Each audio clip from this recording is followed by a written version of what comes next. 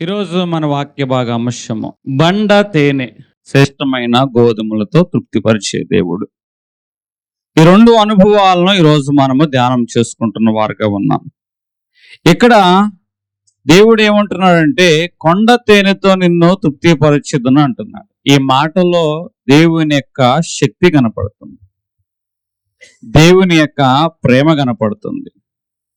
అట్లాగే ఆయన రహస్యమైన కార్యములు, మన ఎడల ఆయన చేసే రహస్యమైన కార్యములు, మర్మములు అనేవి కనబడుచున్నాయి బండ తేనెతో. సాధారణంగా తేనె అనేది ఎక్కడి నుంచి వస్తుంది? పువ్వుల నుంచి వస్తుంది. కానీ దేవుడు ఏమంటున్నాడు? బండ నుంచి నేను తేనె తీసుకొచ్చి ఆ తేనె చేత నిన్ను తృప్తిపరిచెదను అంటున్నవాడుగా ఉన్నాడు. అంటే అసాధ్యముగా కనిపించే పరిస్థితులు ఉంటాయి. ఎక్కడైతే అసాధ్యంగా కనిపించే పరిస్థితులు ఉంటాయో ఆ పరిస్థితుల మధ్యనే నీ జీవనం మధురముగా దేవుడు చేయును గాక. హల్లెలూయా. బండ అంటే ఇక్కడ కఠినమైన పరిస్థితులు. బండ అంటే బాధ. బండ అంటే ఇక్కడ నిరాశతో కూడిన అనుభవాలు కనపడుతున్నాయి. బండ అంటే ఎండిపోయిన కాలాలు. బండ అంటే మన జీవితము కొన్ని సందర్భాల్లో మరి ఎందుకో కానీ మౌనంతో నింపబడి ఉంటుంది. తెలియని మౌనం అనేది మన జీవితంలో ఏలుబడి చేస్తుంది. ఎందుకు ఎట్లా అవుతుంది? చాలా ప్రశ్నలతో మన జీవితం నింపబడుతుంటుంది. అయితే మానవ పరంగా ఇవి ఎట్లా కనపడుతున్నాయి అంటే అసాధ్యమైన పరిస్థితులు. బండ అనగా బాధ, నిరాశ, మౌనంతో కూడిన పరిస్థితులు, అసాధ్యమైన అనుభవాలు ఈ బండ నుంచి కనబడుతున్నాయి.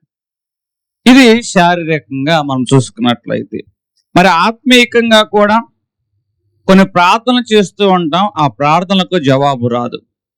అట్లాగే కొన్నిసార్లు మన మనసు ఎట్లాగుంటుందంటే విరిగిపోయినట్లు కనిపిస్తుంది.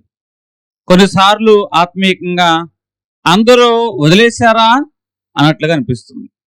కొన్నిసార్లు మార్గం అనేది కనిపించదు.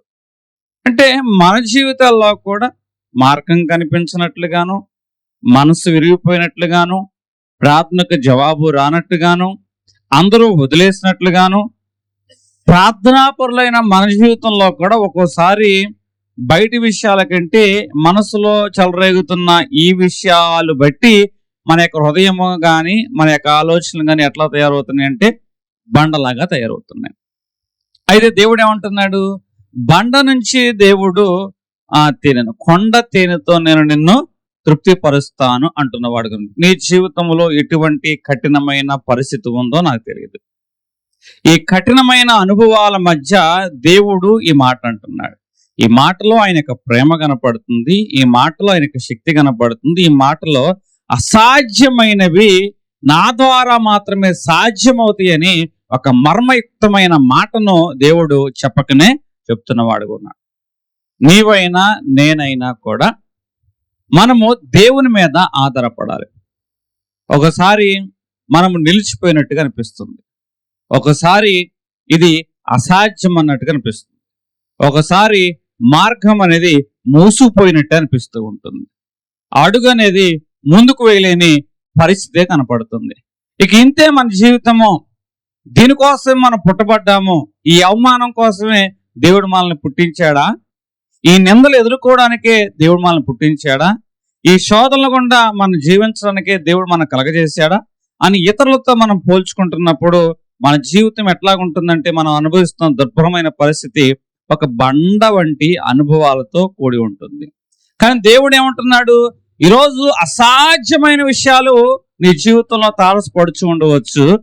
ఎక్కడైతే అసాధ్యం అనుకుంటున్నావో అక్కడ నా కృప నీ పక్షంగా మేలైనది జరిగించుగాక అంటున్నాడు. హల్లెలూయా. ఇక్కడ బండ తేనె అంటున్నాడు. బండ తేనె అనగా ఇక్కడ ఏమిటి? తేనె అనేది మధురంగా ఉంటుంది. తేనె అనేది మన యొక్క దప్పికను కానీ అలాగే ఆ యొక్క కొరతను తీరుస్తుంది. తేనె అనేది ఎలాగుంటుందంటే అది తృప్తినిచ్చేదిగా ఉంటుంది. తేనె ఇక్కడ ఆశీర్వాదానికి సాదృశ్యంగా ఉంది. కీర్తనలు 119వ అధ్యాయము 103వ వచనము.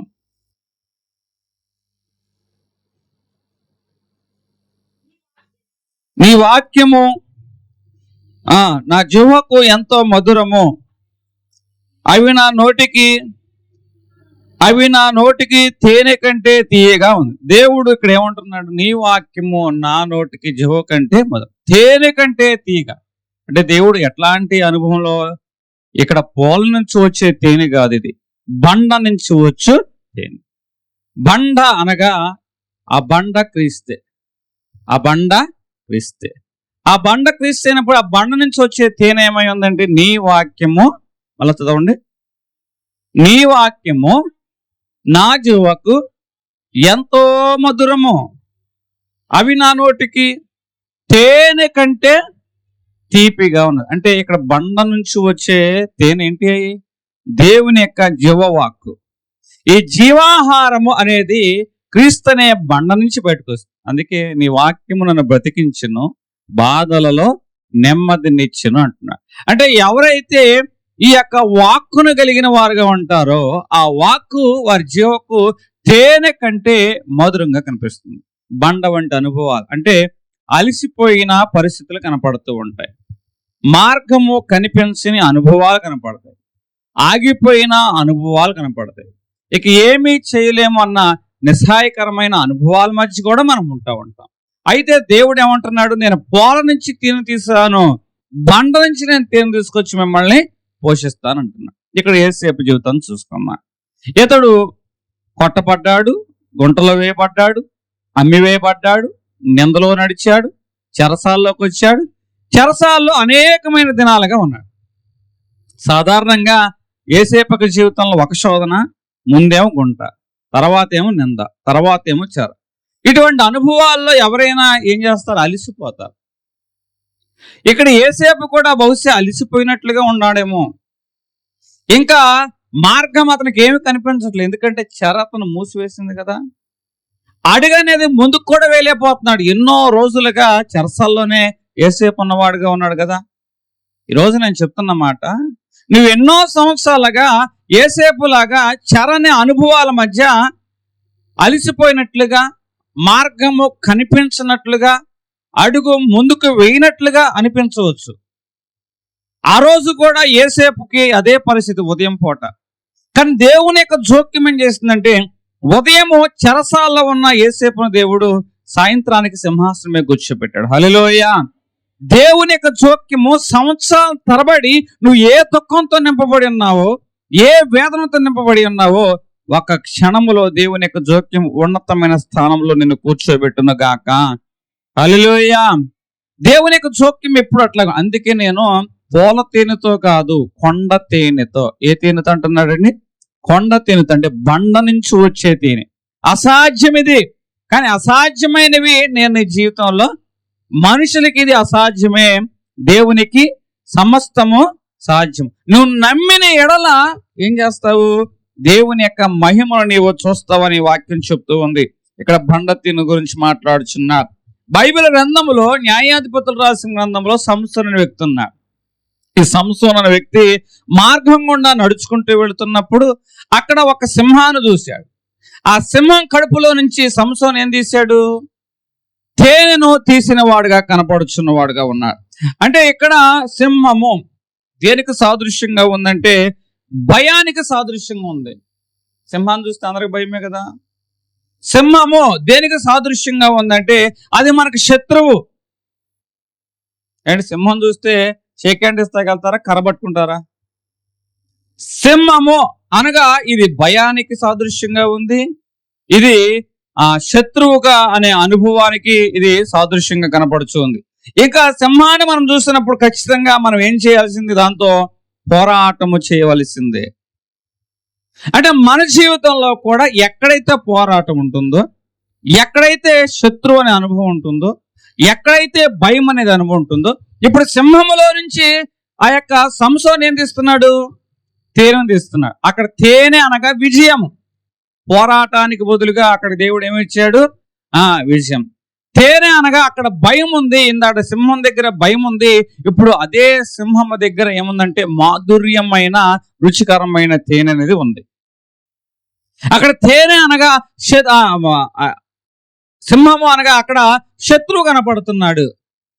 కానీ అక్కడ ఏముందంటే ఆదరణ కనపడుతుంది. అక్కడ ఆ సింహం కడుపులోంచి చేను ద్వారా తింటున్న తేనె ద్వారా ఏం కనపడుతుంది? ఆదరణ కనపడుతుంది. అంటే ఇక్కడ సింహం వంటి అసాధ్యమైన పరిస్థితులు అనగా శత్రువులే గాని, పోరాటాలే గాని, భయాలే గాని మన జీవితంలో అసాధ్యమైనవిగా కనపడతాయి.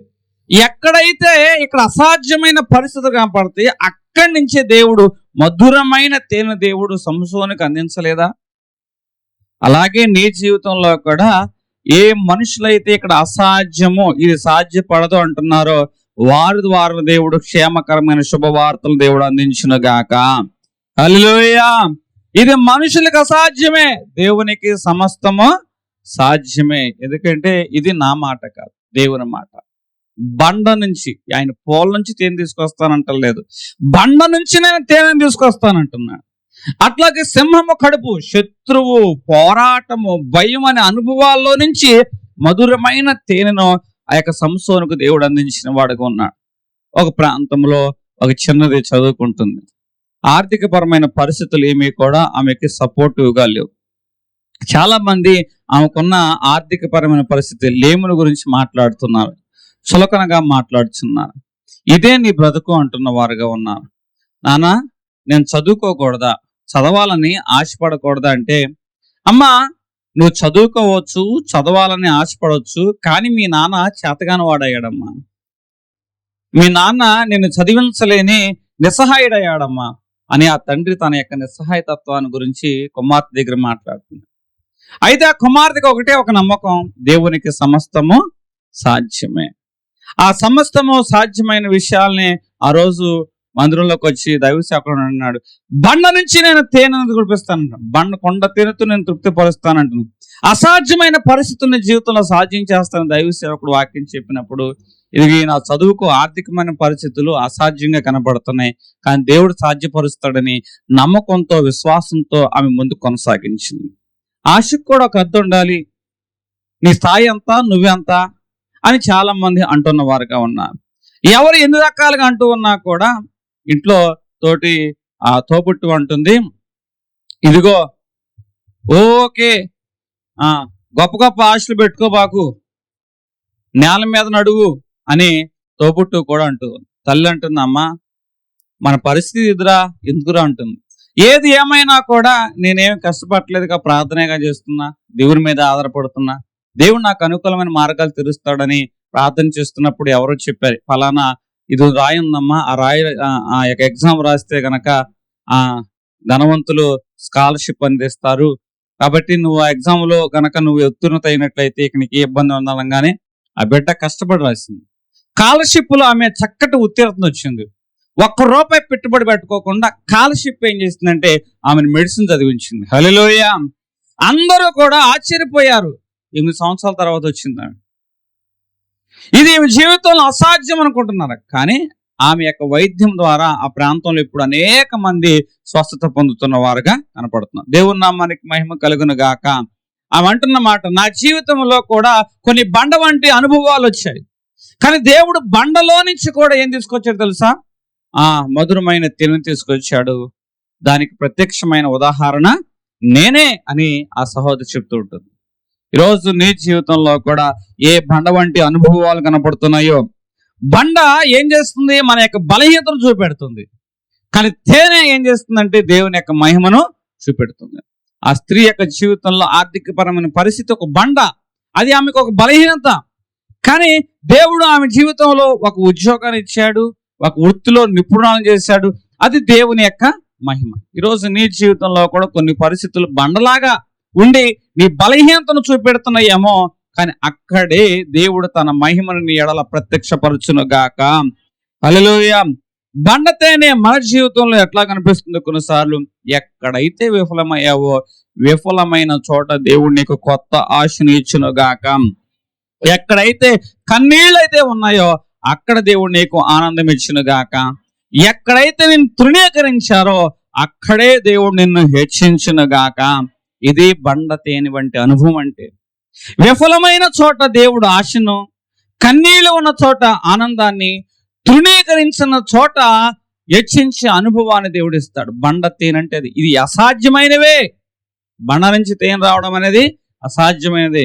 కానీ దేవుని యొక్క జోక్యం ఏం చేస్తుందంటే సమస్తమును సాధ్యపరిచేదిగా ఉంటుంది. మరలా 81 అధ్యాయము 16వ వచనం. అది మరలా అదే చదువమ్మా. బండ తేనె గురించి చదువు. కొండ తేనెతో నేను నిన్ను తృప్తిపరిచెదను, కొండ తేనెతో నేను నిన్ను తృప్తిపరిచెదను అంటున్నాడు. అంటే ఇక్కడ దేవుడు మరలా చివరిగా చెప్తున్నా యేసుక్రీస్తు ప్రభువారి యొక్క సిలువ అనుభవం గురించి మాట్లాడుతుంది. ఈ సిలువ అనే అనుభవంలో ఏముంది? హేళన ఉంది. ఈ సిలువ అనే అనుభవంలో ఏముంది? శ్రమ ఉంది. ఈ సిలువ అనే అనుభవాల్లో ఏముందంటే మనుషుల యొక్క చులకనలు, అవమానాలు అన్నీ కనపడుతున్నాయి. కానీ ఎప్పుడైతే పునరుద్ధానం వచ్చిందో ఆ పునరుద్ధానంలో మరలా దేవుని యొక్క కృప కనపడుతుంది, దేవుని యొక్క మహిమ కనపడుతుంది. ప్రపంచము మరణం అనే ముళ్ళు విరవబడిందనే గొప్ప విషయాన్ని గుర్తించగలిగింది. మన జీవితంలో కూడా సిలువ వంటి అనుభవాలు ఉంటాయి. ఎక్కడైతే సిలువ వంటి అనుభవాలు ఉంటాయో అక్కడే దేవుడు పునరుద్ధానపు అనుభవాలను కూడా సిద్ధపరిచాడు. హల్లెలూయా. అలాగే నీ జీవితంలో కూడా అసాధ్యమైనవి, ఇతన్ని చంపేశాం, ఇతన్ని రాతిలో పాతి పెట్టేశాం, రాయి అడ్డంగా పెట్టేశాం, ఇక ముగిసిపోయింది అని మనుషుల్ని అనవచ్చు. ఎక్కడైతే ముగిసిపోయింది అనుకుంటున్నారో అక్కడి నుంచి దేవుడిని కథను నూతనముగా ప్రారంభించును గాక. హల్లెలూయా. మొదటిగా కొండ తేనె. 2 ఇప్పుడు ఏమన్నా మరల చూద్దాం. 81:16.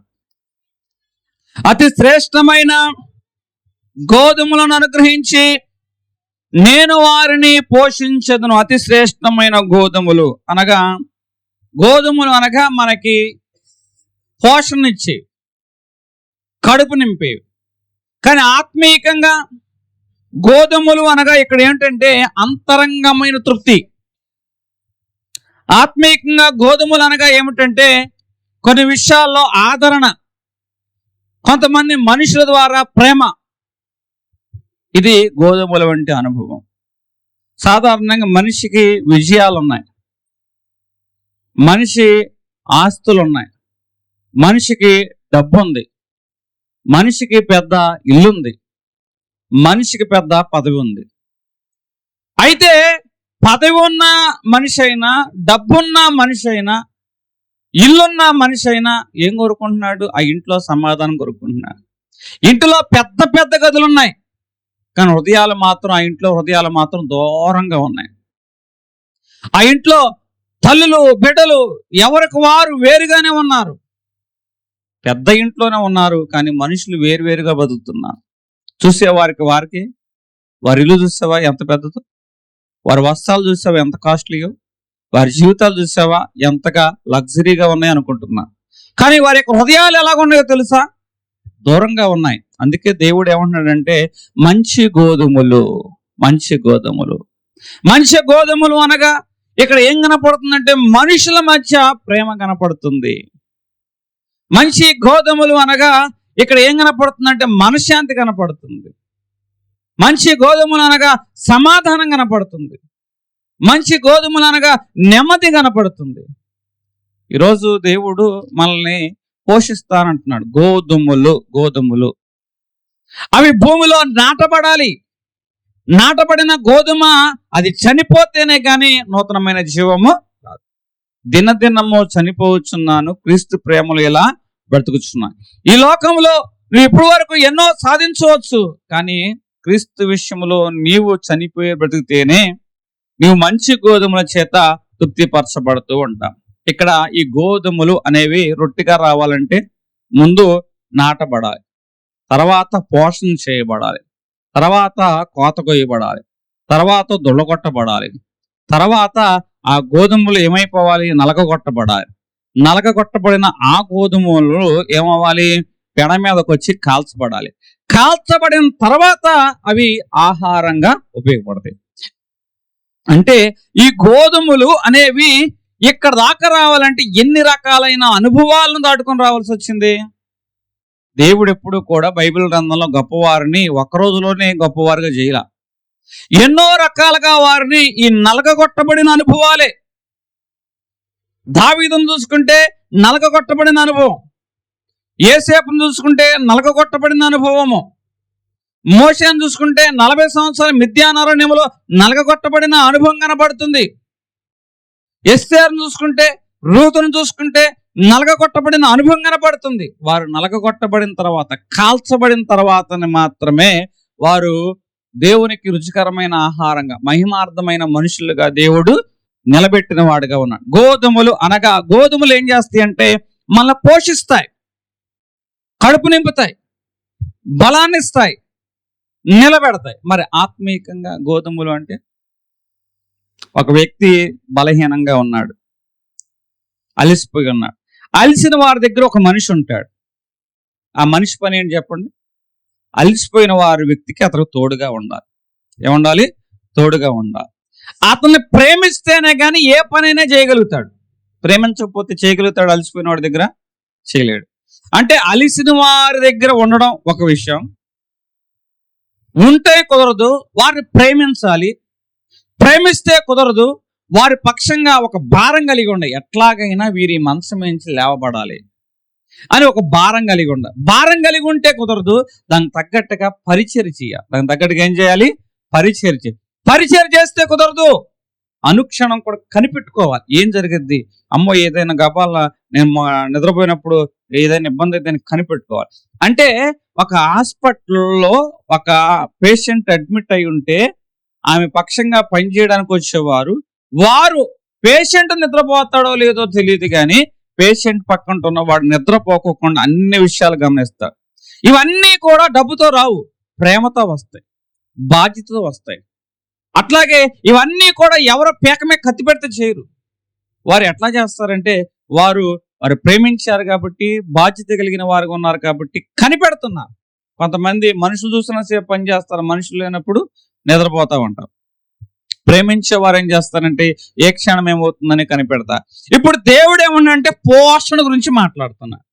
దేవుడు ఏమంటున్నాడండి? పోషణ అంటే దేవుడు కనుక మన విషయంలో పోషించడం మొదలుపెట్టినట్లయితే అన్ని వేళ మనకు సమీపంగా ఉండే దేవుడు.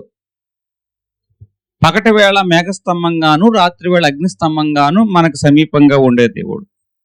ఆయన నీకు ఏదైనా ఇవ్వాలి అంటే అరాకొరాగా ఇవ్వడు, సమృద్ధిగానే ఇస్తాడు. అంటే పొద్దున్నే చేసా మళ్ళీ సాయంత్రం చేయాలి, నీకు మధ్యాహ్నం చేయాలంటే అండు. ఏలియాకు విషయంలో 3 పూట్ల కాకోలం చేత సమయానికే దేవుడు పోషించలేదా? ఇంకంత మాత్రమే కాదు, దేవుడు ఆకాశం నుంచి మన్నాను కురిపించాడు. మరి మన్నా నేల మీద పడితే ఏమైపోద్ది? పాడైపోద్ది. మరి పాడైపోకుండా ఉండాలంటే దేవుడు ఏం చేశాడు తెలుసా? ముందు మంచును కురిపించాడు. ఇంతమంది మంచు కురిపించాడు. అడుగెత్తు మంచు కురిపించి అడుగెత్తు మంచు మీద మన్నాను కురిపించాడు. ఇప్పుడు వారు ఆ మంచు మీద పడిన మన్నాను ఏరుకుంది. అంటే దేవుడిచ్చే ఆహారం ఎంత పరిశుద్ధంగా ఇచ్చాడో అంతే పరిశుద్ధంగా జనులకి ఆహారంగా మార్చబడాలని ఎంత కృప చూపెడుతున్నా చూసారా? పోషణ అంటే ఇది. ఇప్పుడు మంచి గోధుమలతో నిన్ను పోషిస్తాను అంటే ఇక్కడ దేవుడు అన్నాడు, నడిపిస్తాడు నా దేవుడు శ్రమలోనైనా. ఎట్లా? అడుగులు తడబడుతున్నాయి, అలసట పైబడుతుంది, అయినా సరే ఇక రా అని చేపట్టుకుని ఏం కాదురా నీ భుజం తట్టి వెనుతట్టి చక్కగా ఆలోచన చెప్పి దేవుడు ఏం చేస్తాడంటండి, దేవుడు మనల్ని నిజమైన పోషణ ఇప్పుడు కూడా అట్లా కూడా ఇశ్రాయేలు దేవుడు కూడా అట్లాగే నడిపించాడు. పగటి మేఘస్తంభంగా, రాత్రి అగ్నిస్తంభంగా ఉండి ఇశ్రాయేలు దేవుడు నడిపించాడు. ఆహార విషయంలో వారికి కావలసిన అనుదినమో కావలసిన ఆహారాన్ని దేవుడు అనుగ్రహించిన వాడు. ఇక్కడ పోషణ మంచి గోధుమలు, మంచి గోధుమలు. ఈరోజు కొంతమంది పెడతా ఉంటారు, అది పెట్టిందే కానీ కడుపులోకి ఒక్క ముక్క వెళ్ళలేదమ్మా, పెట్టిందే కానీ అది ఒంటికి ఆరాయించలేదంటూ ఉంటాయి. అంటే పెడతారు, పెట్టిన కాంచి తిడతారు. అది ఒంటికి పట్టిద్దా?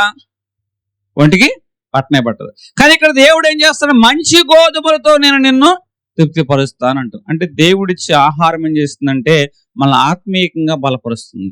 నీ వాక్యమే నన్ను బ్రతికించెను, బాధలలో నెమ్మదినిచ్చాను అంటున్నాడు. అంటే దేవుడిచ్చిన ఆహారం, వాక్యాహారం బాధల్లో ఏమిచ్చింది? నెమ్మది ఇచ్చింది. ఆ యొక్క స్త్రీ దేవుని దగ్గరికి వస్తే ఆయన అంటాడు, కుమారి నెమ్మది గలదానివై ఇంటికి పొమ్ము అంటున్నాడు. ఇంకో స్త్రీ ఆయన దగ్గరికి వస్తే సమాధానం గలదానివై ఇంటికి పొమ్ము అంటున్నాడు. ఇంకో ఆయన ఇంటికి ఆయన వెళ్తే నీ ఇంటికి ఏమొచ్చింది? రక్షణ వచ్చింది. అంటే మనం ఏ ఇంటికి అడుగు పెడతాం ఆ ఇంటికి ఏం చెప్పాలట? శుభమును సమాధానమును తెలియపరచు. అంటే దేవుని యొక్క వాక్యం ఏం తీసుకొస్తుంది? శుభమును ఒకసారి మనకి అన్నం పెట్టవసరలా మనుషులు ఈ మాటలు మాట్లాడితే చాలు అదే మనకు కడుపు నిండిపోతుంది.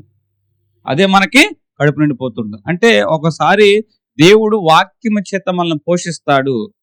ఈ వాక్యం ఏం చేస్తుందంటే మన యొక్క జీవక మధురంగాను జుంటె తేనె దారుల కంటే మధురంగాను దేవుడు ఏం చేస్తుంటే మన కడుపును నింపేవాడుగా ఉంటాడు.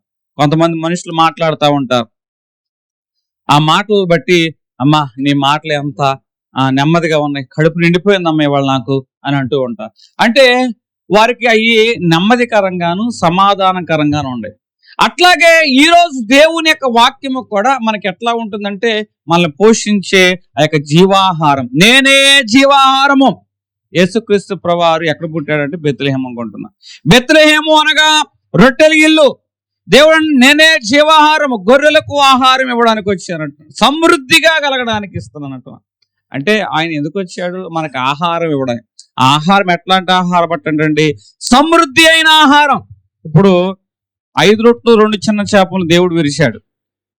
విరిచినప్పుడు తిన్నారు, తృప్తి పొందారు, తిని తృప్తి పొందారు. ఇంకా ఎన్ని కంపలు ఉన్నాయి అంటే సమృద్ధిగా దేవుడు ఇచ్చాడా లేదా? ఇప్పుడు మొదట పెళ్లి ఇంటికి వెళ్తే 6 రాతి బాణలు అడుగంటిపోయినాయి. కానీ మరలా అదే పెండ్లి ఇంట్లో దేవుడు ద్రాక్షరసం ఇచ్చాడు. మరలా 6 రాతి బాణలు అడుగంటిపోయినట్టు చదివామా? లేదు. అంటే దేవుడు ఇచ్చేది ఎప్పుడు కూడా సమృద్ధిగానే ఉంటుంది. ఇప్పుడు దావీదు యొక్క జీవితంలో గిన్నె చూసుకోం. దావీదు జీవితంలో గిన్నె, ఈ గిన్నెల గురించి అయ్యా ఈ గిన్నె నిండిందయ్యా, నిండిన గిన్నె ఏమైంది? పొంగింది. పొంగిన ఈ గిన్నె ఏమైంది? పొర్లింది. అంటే దేవుడిచ్చే ఆశీర్వాదం నీకు మాత్రమే కాదు, ఆ ఆశీర్వాదం నీ తర్వాత తరాలకు కూడా దీవెనకరంగా దేవుడు మార్చునుగాక. హల్లెలూయా. మంచి గోధుమలు అనగా ఒక వ్యక్తి అంటున్న మాట ఏంటో తెలుసా? ఇదిగో మా పితరులు మాకు ఆస్తులు ఇవ్వలేదు, మా పితరులు మాకు దేవుణ్ణి ఇచ్చారు. మా పితరులు మాకు ఏమి ఇవ్వకపోయినా విశ్వాసాన్ని ఇచ్చారు, ప్రార్థన చేయడం మాకు ఇచ్చారు, అది మాకు చాలు అని అంటున్నవారు. మాకు ఇచ్చిన గొప్ప ఆస్తి నజరేయుడైన యేసు. ఈ యేసు మా జీవితంలో యేసు చాలునని ఒక కీర్తనగాడి పాట ఎందుకు రాశారు అనుకుంటున్నారు? ఏమున్నా ఏమీ లేకపోయినా నా జీవితంలో యేసుంటే చాలు, నీవు ఉంటే నాకు చాలు యేసయ్య. ఆస్తులు అంతస్తులు ఏం అవసరంలా, నీ మాట, నీ చూపు, నీ తోడు, నీ నీడ నాకు చాలయ్యా అంటున్నా. అంటే మన జీవితంలో మంచి గోధుమల చేత తృప్తిపరచబడాలంటే దేవుడు ఉంటే సరిపోతుంది.